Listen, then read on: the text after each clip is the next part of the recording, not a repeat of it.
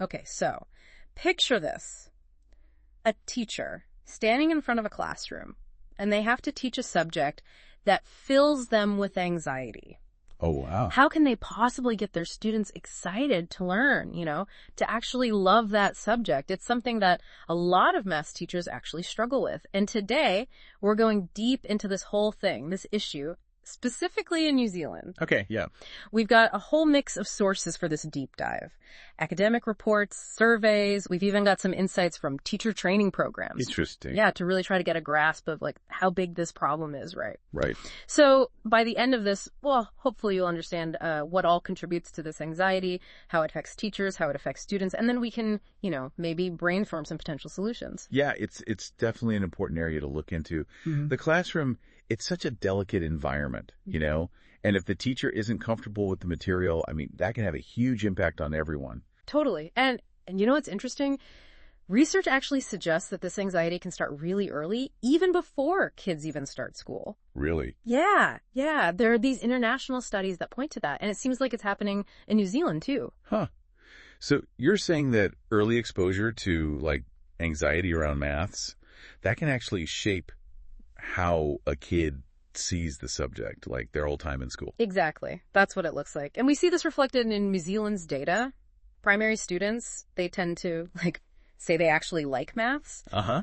But as they get older, the attitude really changes. Yeah, it's like the enjoyment kind of disappears as they go through school. It does. It's really interesting. So how does that shift in attitude, how does that actually impact their performance? Well, there's a definite connection there. Liking maths, feeling confident when you're doing it, it all links to better results, Right. But confidence, I would say, is the biggest predictor of success, especially as kids get older. Confidence. Why do you think that is? Why is confidence such a big deal, especially as they get, into those later years of school? I think it's probably because the maths just gets more complex as they move up through the grades. Yeah. If you don't have that confidence, you start avoiding it. You're afraid to make mistakes, and then you're less likely to participate in class. All of that really holds back learning. Yeah. It's like this cycle, right? A lack of confidence leads to less engagement, and then that just makes the lack of confidence worse. Exactly. Yeah. And this actually leads us to another big piece of this puzzle, teacher preparedness. One of our sources had this stat, and it's kind of alarming.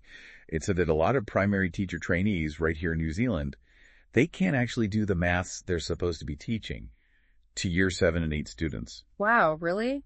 You'd think that would be a basic requirement before you could even step into a classroom, right? Yeah, you would think so, right? Yeah. But this gap in their knowledge, it really contributes to their anxiety. And then it limits how well they can teach the stuff. And it's made worse because, New Zealand doesn't have as many teachers who specialize in maths compared to other countries. So basically, we're not giving our teachers the right foundation, that solid grasp of the subject, before they even get into the classroom. You got it. And this is especially a problem when you get to year 9, because that's when the curriculum gets tougher, more complex. A lot of teachers just don't feel ready for that jump, and then the students don't get the chance to learn as much as they could. Right.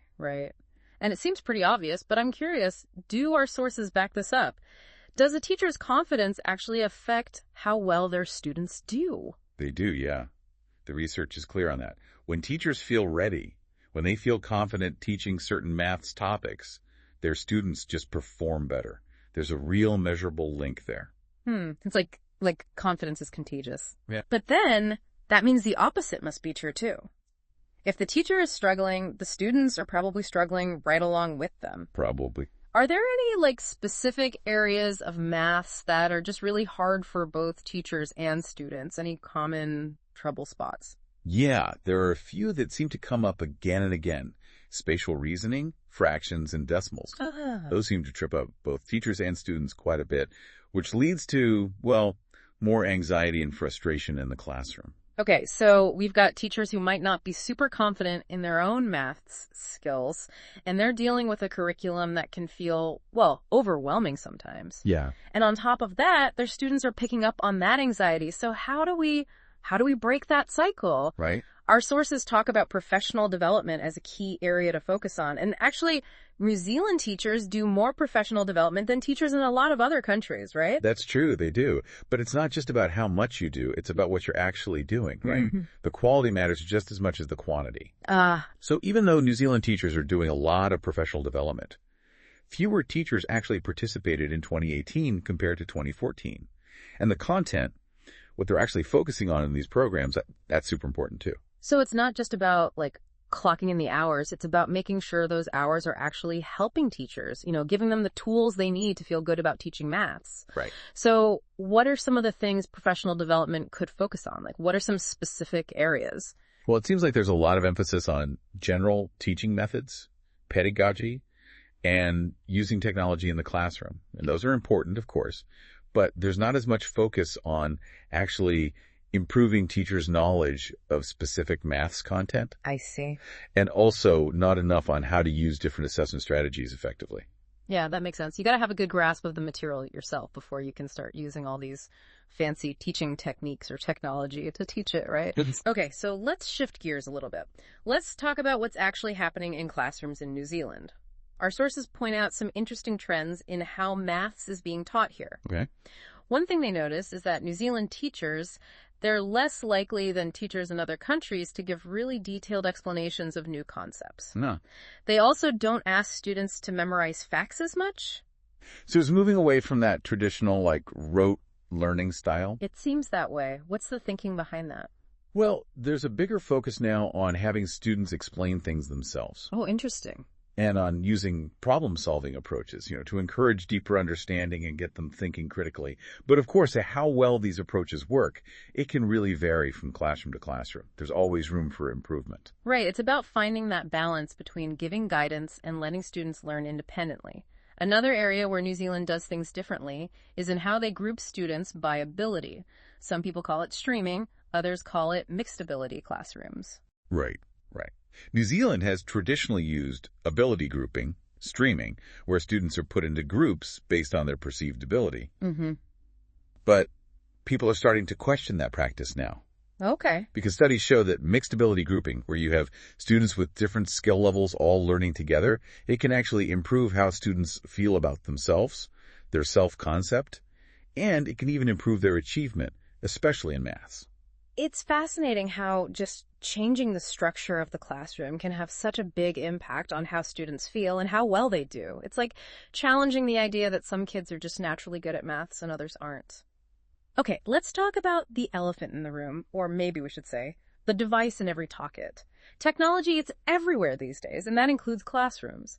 New Zealand students have a lot of access to computers in maths class, even more than the average student internationally. Is that a good thing or a bad thing? That's the million-dollar question, isn't it? Technology, it can be a fantastic tool for learning.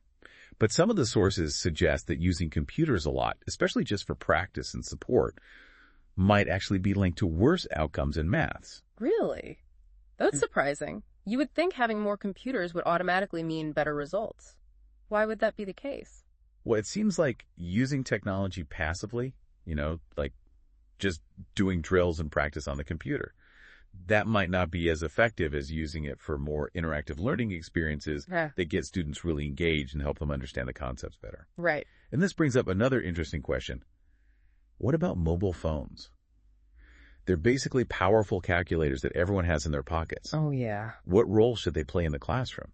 And how might they be affecting how students learn maths? That's a huge question. Mobile phones are just everywhere, and figuring out how to use them in a way that helps students learn instead of distracting them, that's a real challenge for teachers. It makes me think about how we assess students' understanding of maths. Are we adapting our assessment methods to keep up with this new world of technology? That's a great question. In New Zealand, it seems like teachers mainly rely on observation and questioning to assess their students. They use traditional tests, like short quizzes or long exams, a lot less compared to teachers in other countries. So they're watching how students work and talking to them about their understanding instead of just relying on written tests? Yeah, that's right. But it does make you wonder, are these methods really effective at figuring out what each student needs and making sure they're really getting it? It's about finding the right tools to really understand what students know and then adjusting the teaching to match that. Before we move on, I want to go back to something we talked about earlier. Our sources mention early childhood education as a really important stage for dealing with this maths anxiety issue. Why is that? It's amazing how early these anxieties can start. A lot of early childhood educators, they don't feel confident in their own math skills. Some of them might have even chosen early childhood education specifically because they wanted to avoid teaching maths. Wow. And that lack of confidence, it can unintentionally influence the kids they're teaching. It just keeps that cycle of anxiety going. It's like that saying, you can't teach what you don't know. If early childhood educators are already worried about maths, that sets a difficult tone for the kids right from the start. How do we address that? It seems like such a fundamental level. It really highlights the need for better maths education and support, even at the early childhood level. If we can give educators the confidence and skills they need, it can have a ripple effect. It can create a more positive attitude towards maths in young learners. It all comes back to breaking that cycle, right? Starting early. So let's say we're looking for concrete strategies to help teachers feel less anxious about maths. What do our sources suggest? I know the 2018 ERO report had some ideas, right? Yes, it did. The report highlights a few key strategies. One of the most important things is building positive relationships between teachers and students. Okay. Creating a safe, supportive classroom environment where students feel comfortable taking risks, where they're not afraid to make mistakes, that could really help reduce anxiety. It makes sense that a positive, encouraging environment can make such a big difference in how students approach learning, especially with something like maths, which can be so intimidating for some. What other strategies does the report talk about? It emphasizes using engaging and diverse teaching methods, appealing to different learning styles and keeping students actively involved. That can really make a difference. Okay. And of course, clear explanations, giving students good feedback, and providing individualized support, those are all super important. So moving away from that one-size-fits-all approach, really making sure each student feels understood and supported in their learning. Exactly. The report also talks about fostering a growth mindset in both teachers and students. Like embracing the idea that our abilities aren't set in stone, that we can always learn and get better. Precisely. And helping students develop metacognitive and self-regulation skills. Can you explain what those skills are? They sound kind of complicated. It's basically about helping students become more aware of how they think and how to manage their emotions effectively, giving them the tools to keep track of their own learning, set goals, and stick with it even when they face challenges, especially when they hit setbacks. So it's like giving them a toolkit, not just for maths, but for any learning experience they have. And speaking of equipping teachers, our sources also dig into specific professional development strategies, or PLD, that have actually worked to address maths anxiety. So we've talked about professional development and how important it is, but what makes it actually impactful? What kind of things really help teachers who, are struggling with this maths anxiety? Well, the sources point to PLD that's really well planned, the kind that focuses on the specific needs that maths teachers have. And they say collaboration is really important too. So not just like general workshops, but programs that are really tailored to the challenges that maths teachers are facing. Yeah, exactly. And having strong leadership is key too. If you can create a school culture where teachers feel supported, where they feel like they can try new approaches, experiment a little, and where it's okay to ask for help, that makes a huge difference. That kind of environment, that support system, it seems like it would be so important for teachers to feel confident enough to try new things, to step outside their comfort zone. Are there any examples in the sources that show this kind of effective professional development in action? There's a really good one about a math support teacher who decided to take a university maths course herself, to boost her own confidence. Yeah. And then she was so excited about what she learned that she shared it with all her colleagues. That kind of initiative, that willingness to share and collaborate, it can be really powerful. It is. It's really inspiring to see how one teacher, just wanting to grow and learn themselves can have such a big impact on the whole school community. We've covered a lot in this deep dive. We started with those early roots of maths anxiety, talked about how prepared teachers are and how professional development can help. We looked at different teaching practices, how technology fits into all of this, and even how we assess students. And we even went all the way back to the beginning, to early childhood education, and how those early experiences can shape kids' attitudes toward maths. Yeah, it's been quite a journey, exploring all these different aspects of maths education. And it makes you think, why should any of this matter to the listener? Why should they care about all of this? That's a really good point. This might seem like a very specific topic, but education, it affects everyone in one way or another. It really does. Whether you're a parent, a student, you pay taxes, or you're just part of society, the quality of education, it matters to all of us. And maths. I mean, it's such a fundamental part of education. It opens doors to so many fields: science, technology, engineering, finance, you name it. And it's not just about specific careers either. Right. Math gives us critical thinking skills, problem-solving abilities. It teaches us how to think logically. Those are essential tools for navigating, well, just life in general, no matter what you do. Exactly. So if we have a whole generation of teachers who are anxious about maths, it can really limit what our students are able to achieve in these really important areas. It can affect their confidence, how they do in school, and even their future opportunities. So maths anxiety in teachers, it's a real problem in New Zealand. And it affects both teachers and students in a big way. It's complicated, there's no easy fix, but like we've been saying, understanding all the pieces of the puzzle, that's a really important first step. Yeah. Through this deep dive, we wanted to shine a light on this issue, dig into all the complexities, and get people talking about possible solutions. We've seen how important it is for teachers to be prepared, how well-designed professional development can make a difference, and how critical it is to have a supportive school culture. We've looked at how teaching practices are changing, how technology fits in, and how important it is to keep evaluating how we assess students. And we talked about how tackling maths anxiety really needs to start early, in those early childhood years. We've covered a lot of ground here, but we want to leave you, the listener, with one final thought. Imagine that you're in charge of teacher training or professional development.